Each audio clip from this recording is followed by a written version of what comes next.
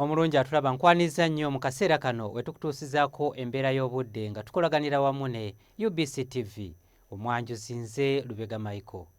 Enkuba ekyagenda mu maaso n'okutonya mu bitundu by'eggwanga ebisinga obungi era we ziweredde essaawa 3 ez'enkya ya leero. Wadela yabadde wezeza milimitazi 3.4, Buduuda milimitazi 24.5, so nga ate yo mu Arua zaweze milimitazi 10.7. Embeera eno yavudde ku mukuubo gw'enkuba oba rain belt okubeera nga gukyasaasaanidde amasekkati ga Ssemazinga wa Africa, omwo nga mwotwalidde n'eggwanga lyaffe ekireesewo enkuba okutonya mu bitundu by'eggwanga ebitali bimu. Enkya ku makya tusuubirayo enkuba okutonya mu bitundu ebyo byetoolodde ennyanja Nalubaale nga yeetobesemu n'okubwatuka okw'eggulu.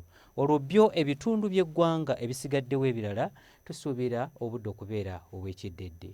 Wabula embeera eno tugisuubira okukyuka era olw'eggulu tusuubira enkuba okutonya mu bitundu by'eggwanga ebisinga obungi ng'etonnya wano na wali mu bitundu ebyo.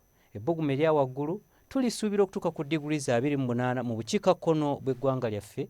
Kampala n'Emiryan tusuubira ebbugumu okutuuka ku degrees 24, so nga ate yo mu nsozi ez'e Kabaale ebbugumu erya waggulu tulisuubira okutuuka ku degrees 22.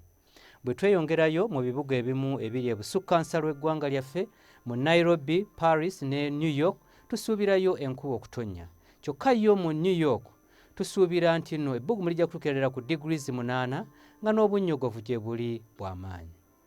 Ebyo bye tusobodde okujjira mu kitongole ky'eggwanga ekivunaanyizibwa ku mbeera y'obudde nga tukolaganira wamu ne UBC TV. Nze Lubega Michael.